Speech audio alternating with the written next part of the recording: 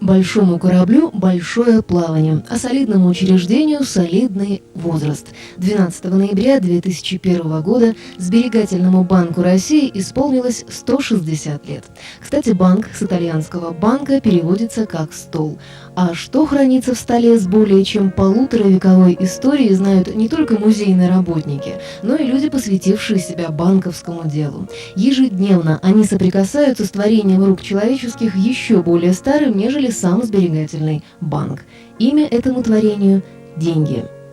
Современные, зеленые и разноцветные, с полным арсеналом степеней защиты, они совсем не похожи на своих далеких предков. Первые деньги появились еще в XIII веке до нашей эры. Изготавливали их из камня, кожи и прочих материалов, которыми располагал человек. Должно было пройти почти 6 столетий, прежде чем началась чеканка монет. Еще позднее в Китае начали делать первые деньги из бумаги. Россия же обязана появлением бумажных денег Екатерине II. Через 70 с лишним лет для бережливых людей стало очевидно, что деньги не только счет любят, но и сохранность. Так, 12 ноября 1841 года указом императора Николая I был утвержден первый устав сберегательных касс, и тем самым положено начало сберегательного дела в России. Первые сберегательные кассы, как и следовало ожидать, открылись в Санкт-Петербурге и Москве. Спустя 20 лет было учреждено еще 45 таких касс, и все они перешли в ведение Государственного банка России. Отмена крепостного права значительно повысила сберегательную активность населения, ибо автоматически пополнила ряды потенциальных вкладчиков. Число касс увеличилось более чем в 40 раз, а количество сберегательных книжек составило 2 миллиона. Интересно, что в большинстве европейских стран сберкассы создавались и управлялись в основном частными предпринимателями. В России же исторически сложилось так, что сберегательное дело – это прерогатива прежде всего государства. Государственные гарантии сохранности сбережений всегда были привлекательны для вкладчиков. Пришедшие к власти большевики проявили довольно-таки непоследовательное отношение к сберегательному делу. Сначала сберкассы были формально сохранены, однако проводимый в период военного коммунизма курс на полное устранение денег из оборота явно предполагал ликвидацию всех кредитных учреждений, что и было незамедлительно сделано. Провозглашенная в дальнейшем новая экономическая политика НЭП представляла собой обратный процесс с восстановлением прежних товарно-денежных отношений, а значит и сберегательных касс. Во время Великой Отечественной войны они, по сути, концентрировали денежные средства населения для финансирования фронта. За счет выручки от госзаймов и денежно-вещевых лотерей была покрыта 6-я часть всех военных расходов. В рамках принятого в 1948 году нового устава сберкассы стали осуществлять и безналичные расчеты. В 50-е годы в крупнейших городах продолжались работы по механизации расчетных операций. Приказ номер 1 от 15 сентября 1976 года, поселок Чульман. Подчинить вновь организованной центральной сберкассе 8155 следующие сберкассы. Первого разряда – поселок Чульман, город Нерюнгри, станция Нагорный, станция Золотинка. Исполнение обязанностей заведующего центральной сберкассой 8155 возложить на Леухина Анатолия Ивановича. Первое здание было построено наверху в Чульмане. Строил мостотряд 49 в районе Верхней почты. Первый штат был это Валентина Александровна Веденицкая, Нина Александровна Жарникова. Вот мы начали работать втроем. Потом вот пришло первый к нам Смирнова Анна 23 ноября 1976 года. В последующем Валентина Ивановна Рудых тоже была принята туда. Ну и потом постепенно все-таки уже штат кассы стал расширяться, потому что объемы стали увеличиваться, вклады тоже, и тем более стали обслуживать больше населения, то есть принимать платежи всевозможные, коммунальные платежи, там за свет, эти сборы ГАИ. Вот так и началась история Центральной сберегательной кассы города Нерюнгри. Касса со штатным расписанием 8 человек, 7 из которых были женщины. Высшее образование имели единицы, зарплата маленькая, профессия непрестижная, но текучести кадров не было. Из автоматизации труда старенькие счеты, которые, кстати, верой и правдой служили до середины 90-х годов 20 века.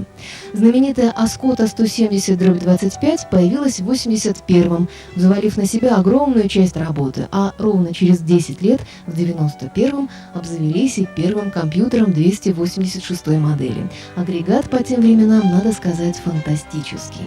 Кстати, на это же время, точнее на 92-й год, приходится и пик численности банковских служащих – 161 человек. Но все это будет потом. А пока 70-е годы прошлого века. Период становления. Ну, работать, конечно, было в то время, как сказать, может быть, и труднее тоже в начале, потому что техники особой не было. Была единственная, вот потом, которой нас снабдили, это Аскотта машина. Вот только на ней и работали. Ой, доставалось. Годовые отчеты делали, полугодовые делали, все руками. Не то, что теперь машинками все делают, все вручную делалось. Но коллектив был дружный, конечно, так люди работали. Особенно годовые отчеты приходилось делать, и дома брали работу, и долго засиживались там, пока сводили эту кассу все вручную. Один раз батарея лопнула у нас, и пришлось буржуйку кто-то притащил. Значит, в окошко вывели трубу, и вот при таких условиях мы все вокруг работали с своими бумагами. В 1974 или в 1975 году был большой объем на целевые вклады. Вот в 1974 или в 1975 году, я точно не помню. И были большие списки с Нагорного, с Золотинки, с Нерюнгри, это всюду были эти целевые вклады. Очень большой объем работы был. И все делали вручную. Но работа с целевыми началась в 1975 году еще. Это начала касса 1049-056. Тогда целевые только разрешалось открывать Министерство путей сообщения и строителям Байкало-Амурской магистрали непосредственно. Началось строительство города, касса находилась в Чульмане, объемы постепенно расширялись, целевые увеличивались постоянно. Ольга Петровна Коннова, Валентина Кузьминишна Титовцева, Вера Ивановна Захарченко, Анна Михайловна Смирнова-Скобкарева, Валентина Александровна Веденицкая, Елена Тимофеевна Прощелыгина, Нина Александровна Жарникова, Анна Ильинична Караева, Любовь Милентьевна Кондакова, Валентина Ивановна Рудых. На плечах этих женщин и строилась нынешняя слава Сбербанка Нерюнгри, который является крохотной частицей могучего Сбербанка России. Работа была, конечно, тяжелая, трудоемкая. Что я первое увидела, когда в кабинет зашла, это на полу стояли коробки со всеми документами, передали их с Алдана. Там была у нас центральная касса, оттуда передали весь архив сюда. И вот мы разбирали, на стеллажи складывали, каждый ордерочек друг другу прикладывали, все это по кассам разобрали и на полки. Конечно, сейчас, когда представления не имеешь, кажется, это все легко, вот, а с ордерочками тяжело нам было работать. Деньги носили мы в Госбанк, я в сумку или в свою сумку, раньше на кассаторских не было, и носила в Госбанк. Ездили то на автобусе, то пешком, всяко приходилось. А потом стала инкассация ездить, забирать деньги, инкассировали, когда уже в Нерюнгри Госбанк перешел. Там внизу почта старая была, мы уголочки сидели, все на глазах это делалось, у клиентов, клиенты все видели, мы собирали эти суммы, кассир собирал. И когда вдвоем ходили в Госбанк, а когда и один человек шел, брал деньги и шел. Без охраны, никакой охраны у нас не было. Без пистолета, без всего. Пистолет, ничего мы не боялись тогда. Чего боялись? Пистолета держать в руках. Я его боялась держать в руках. Сколько раз ты? Ну, раза два, наверное, или три. Глаза расщуришь, смотришь и держишь его. Время все расставляет по своим местам. Небольшие поселки горняков Суантит и Перекатный постигла судьба многих северных поселений. Производство ликвидировано, люди выехали. Будущее поселка Большая Хатыми тоже под вопросом. Сберкассы, находившиеся здесь, разумеется, перестали существовать. Зато другие, располагающиеся значительно дальше от города населенные пункты, могут похвастаться наличием филиалов Сбербанка. В их числе и Эвенкийское село лениводов и охотников Иенгра, и, без тени сомнения, самый удаленный западный поселок Хани, располагающийся на Большом Бане. Ну и, конечно, услугами сберегательного банка могут без хлопот воспользоваться жители уже более современных населенных пунктов. Современных не значит юных. Как мы помним, первая центральная нелюнгринская сберкасса располагалась в старейшем поселке Чульман. Все начиналось с Чульмана. Один из самых старейших филиалов, который находится в Чульмане, это филиал 01. В 1998 году он преобразовался из двух филиалов. Раньше у нас был 016 филиал на базе центральной сберкассы и филиал 01. Сейчас мы объединились, и коллектив, естественно, наш объединился. Он увеличился в 2 раза. Вот. В нем трудится один из самых старейших наших работников. Скопкарева Анна Михайловна. Потом в этом году у нас 2 юбиляра, 2 пенсионера. Это Соболева Руслана Иннокентьевна и Маслова Екатерина Тихоновна, которые отработали в нашем филиале много лет, зарекомендовали себя с хорошей стороны. Значит, молодежь также присутствует в нашем филиале, подающая надежды. Это Сысоева Людмила Геннадьевна и Арсентьева Татьяна Николаевна, которые повышают свой уровень, учатся у нас в институтах, заканчивают их.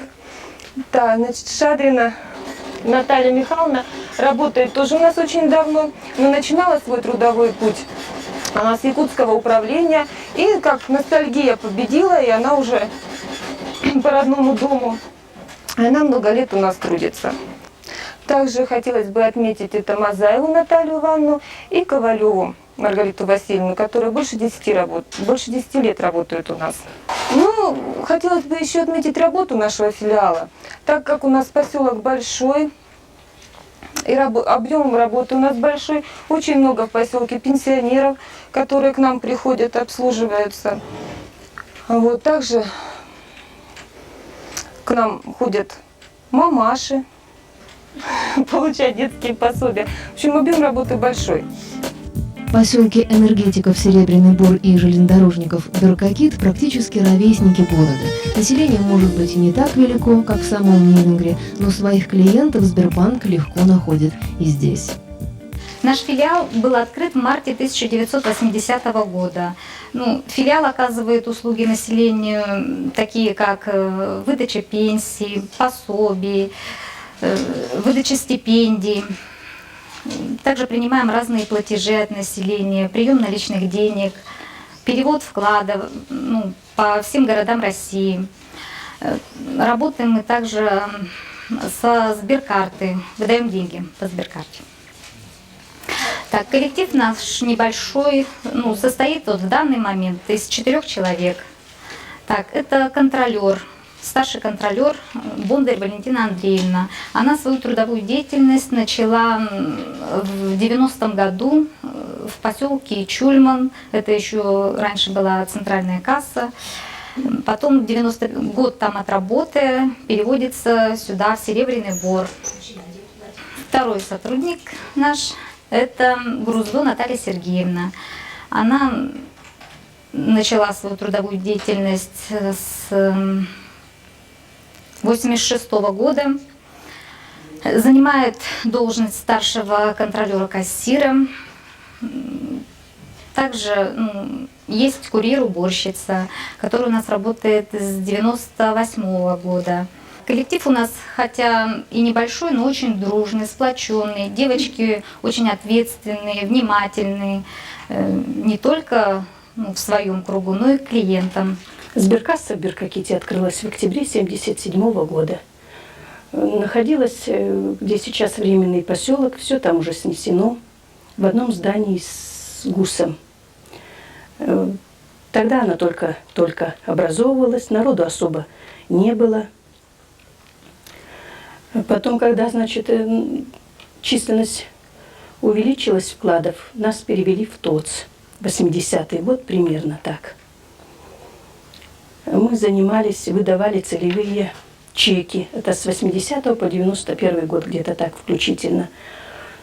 Вкладчиков в нашей кассе было где-то свыше 10 тысяч на тот момент. Нас, сотрудников, было 6 человек. Тогда мы работали по 2 дня, 10 часов, 3-й день выходной был. Затем, значит, сокращение у нас произошло. Где-то целевые чеки прекратили выдавать. Вкладчиков стало меньше. Ну, естественно, снизился обслуживающий персонал. С 80-го года мы в ТОЦе находились. Потом нам вот построили в 94 году здесь, в этом здании, Сбербанк. Мы довольны, конечно. Здесь у нас просторно, чисто. Мы сами хозяева. На данный момент у нас 5 человек. Девчата молодые. Питаева Надежда Ивановна и Шпак Марина Петровна работают по 7 лет. Я пришла в систему Сбербанка в 1984 году. Сейчас у нас работает временно девушка на место Шпак Марины Петровны, Хаирова Сания Рашитовна. Но она у нас ранее тоже работала 4 с лишним года. Сейчас была тогда сокращена, сейчас принята временно. Работает у нас курьер-уборщица тоже 8 лет уже. Ну, что я могу сказать о нашем 6-м филиале? Он один из самых первых филиалов. Еще, когда не было нового города, он находился в старом городе. Но, к сожалению, из старых работников, которые начинали работать в этом филиале, в нашем коллективе уже никто не работает. Но на данный момент у нас сложился хороший, работоспособный коллектив. С первых... наш филиал, именно в это здание мы переехали в 92 году, когда выдавали приватизационные чеки. Ну, из старых работников здесь могу сказать наш неизменный кассир Карманова Анна Оскаровна, мой помощник по хозяйственной части Еремина Татьяна Дмитриевна. В коллективе у нас есть и молодежь, но на данный момент они находятся в декретном отпуске. У нас вот такое событие в этом году. Мальчик и девочка в нашей кассе родились. Я думаю, что это будет будущее, наша смена банкиров. На их место ввелись в наш коллектив новые работники. Комарова Алла Вячеславовна, которая раньше работала в депутатском, тоже в Сбербанке. И Белоцкая Лена Леонидовна, которая проработала в системе Сбербанка уже 20 лет. Начинала она еще работать в советском Сбербанке. В данный момент приехала она к нам с Украины. Так наш филиал открылся в 1986 году. Тогда в филиал шла заработная плата, и был, конечно, филиал очень, в смысле города был не маленький филиал, а большой филиал, работало очень много людей, это 14-15 человек. Вот. Еще как только открылся филиал, мы начали работать, вообще-то я еще не работала, с 90-го года работаю, начали работать еще на счетах, на обыкновенных. Вот. Потом появились оскоты, это по зачислению зарплаты и всевозможных зачислений. Грохот стоял, конечно, не было у нас так еще красиво, это было в 1986 году. Вот. Потом потихоньку перешли уже на счетные машины, калькуляторы. Вот. Коллектив стал уменьшаться, работы стало меньше, и дошли до количества людей 6 человек. Ну, так как уменьшалась работа, естественно, сокращался коллектив. Самый старый работник в нашем филиале – это Филатова Лариса. Она дольше всех работает, она с 90-го года работает в филиале. Вот. Тоже начинала простым контролером, сейчас она старший контролер. Я работаю тоже с 90-го года. Начинала с простого кассира коммунальных платежей. Титова у нас, она работала раньше в 12-м филиале, так как в городе квартиру приобрела, переехала к нам, у нас работает. Тоже она очень давно в городе, хорошо работает. Кузнецова молодая у нас, ну как, в каком смысле молодая? Ну, молодая и в то же время еще у нее опыт маленький, но она очень старается и тоже хорошо работает. Лагута давно работала в 11-м филиале. Ну, девочки все хорошо работают, все стараются, все серьезно относятся ко всем изменениям, изучают новые инструкции вовремя. Ну, в общем, все стараются. Девочки хорошие, коллектив хороший, дружный. Работаем в составе 10 человек. В принципе, вообще все работают давно уже, свыше 10 лет. Но есть такие, которые работают уже более 17 лет, почти 18 лет. Это такая, как Гильмуддинова Накия Медзакировна, бессменный наш работник, старший кассир-контролер, опытный. Бурлакова Валентина Константиновна тоже 18 лет проработала на одном месте. Вот, свыше 10 лет проработала Томарова Татьяна Сергеевна, Радиковская Наталья Геннадьевна, Иванова Алла Сергеевна. В общем-то, все давно уже работают, все очень опытные.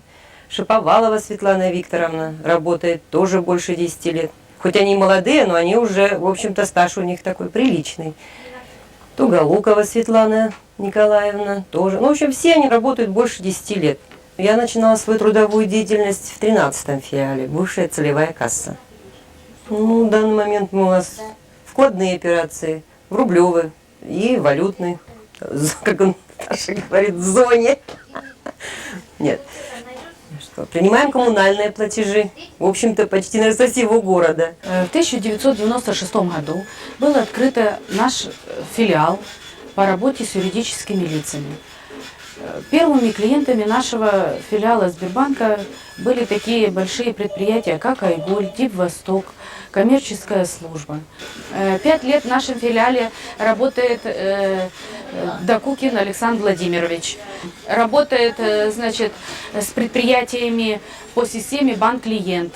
Более 5 лет в нашем филиале работает старшим экономистом Калистова Наталья Николаевна. Главным экономистом нашего филиала Терещенко Галина Владимировна работает более 5 лет. Опытный работник с большим банковским стажем. Более 4 лет в нашем филиале работает Глушенцева Вера Николаевна. Обслуживает предпринимателей нашего города. Более 500 предпринимателей. Петрова Варвара Николаевна с большим банковским стажем. Учится у нас еще в университете, получает высшее образование.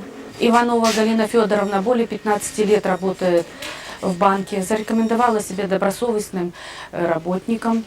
Она работает у нас экономистом. Больше 5 лет в нашем филиале работает главным экономистом Ивлева Валентина Николаевна. Кассовый узел обслуживает 3 старших контролера-кассира. Позднякова Галина Александровна, Цыбина Любовь Валентиновна и Крюкова Наталья Николаевна. Кредитование относительно новый вид услуг для сберегательного банка. Нерюнгринское отделение интенсивно приступило к кредитованию приблизительно где-то с 1996 года. Первым начальником кредитного отдела стала Зяткина Татьяна Тимофеевна. Отдел насчитывал 3 человека, работали Родиков Роман и Остапчук Константин. Константин сейчас перешел в экономический отдел, а Роман уехал с города, сейчас он работает в Москве в банке. В прошлом году на смену Роману пришла Бянкина Татьяна Владимировна. Чуть попозже пришел я. Мы работаем с населением, работаем с предприятиями, предпринимателями города Нерюнгри. Наращиваем свои объемы, пытаемся составить конкуренцию коммерческим банкам. Хоть немного нас здесь, но тем не менее конкуренция есть. Операционный отдел Нерюнгринского отделения сберегательного банка открыт в 1990 году. Переехали мы с поселка Чульма. Самый опытный работник Титовцева Валентина Кузьминична. Она отработала в банковской системе 23 года. Также Зимина Наталья Павловна. Стаж работы составляет 15 лет. Они начинали еще со старого города, с филиала номер 6.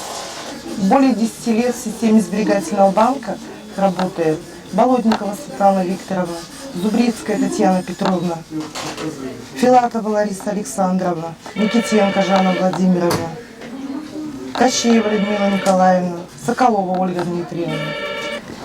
Большие надежды мы возлагаем на наш молодой костяк. Это Кудрявцева Елена Юрьевна. Стаж работы составляет 4 года. Пасютина Юлия Михайловна. В этом году она стала дипломированным работником.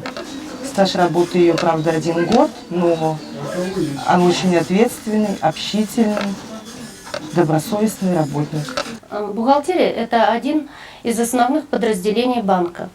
В бухгалтерию поступает вся информация о деятельности банка, которая обрабатывается и учитывается, впоследствии формируется отчет о финансово-хозяйственной деятельности банка, иначе баланс. Бухгалтерия состоит из 18 человек. Все люди трудолюбивые, работоспособные, все, в принципе, все имеют высшее образование. Особенно хотелось отметить своего зама Романову Галину Михайловну, которая работает с 91 года, зарекомендовала себя грамотным специалистом. Как и всякое учреждение, Нерюнгринское отделение Сбербанка состоит из отделов, в нашем случае 11. Это операционный, валютный, кредитный, экономический, контрольно-ревизионные отделы, отдел по работе с ценными бумагами, отдел по работе с юридическими лицами, бухгалтерия и бухгалтерия последующего контроля, отдел кадров и юрист. О предназначении каждого из отделов можно судить по названию. Несмотря на то, что основной костяк коллектива старейшие работники, среди служащих банка много молодых специалистов. Это Яковлев Алексей, Пожидаева Галина, Цветкова Ирина, Калашников Руслан, Мехдиев Руслан, Храмцова Инна, Важенцева Светлана, Куприянов Александр, Денисова Татьяна, Докукин Александр и Гончарова Ирина. Более 10 лет трудится в Сбербанке Комаревцева Жанна, Филатова Елена, Маркова Светлана, Никитенко Жанна, Филатова Лариса, Иванова Елена, Позднякова Галина, Шадрина Наталья, Швыдкая Инна, Шиповалова Светлана.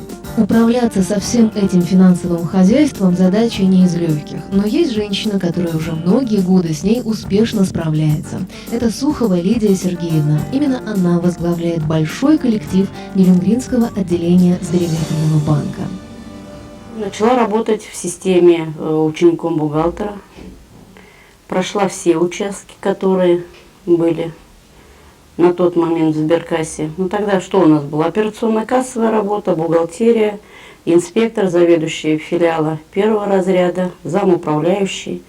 Но тогда были не управляющие, а заведующие центральной Сберкассы, замы заведующие центральной кассы. Вот все участки, которые есть в Сберкассе, я прошла. Конечно, приехать из Подмосковья и в поселок Чульман, где ни дорог по-нормальному не было, было поначалу страшно. Но вот работы я никогда не боялась. А наоборот, сразу интерес появился, что-то новое начали внедрять. Поэтому страшно не было, чтобы вот мысли, чтобы уехать обратно, нет. Наоборот, начали внедрять механизированный учет, как можно больше, почти старались на всех участках работы его внедрить. Поэтому работали и в ночь. Особенно тогда, когда были годовые отчеты. Это сейчас на кнопку нажал и все готово. Раньше все больше-то работали вручную. Перестройка, сменившая так называемый период застоя, принесла новый виток развития кредитно-финансовых учреждений. Была проведена реорганизация банковской системы. В начале 90-х Сбербанк зарегистрировал свой устав в Центральном банке Российской Федерации и впервые провел эмиссию акций. Со времени акционирования Сбербанк России преодолел нелегкий десятилетний путь. Был испытан на прочность тяжелым финансовым кризисом 1998 года. Стабильная деятельность именно в этот период укрепила его позиции на финансовом рынке.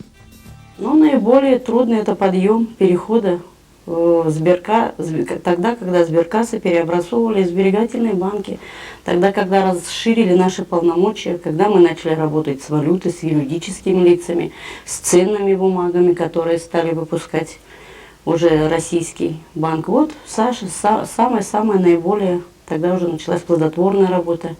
Мы узнали, что такое хозрасчет.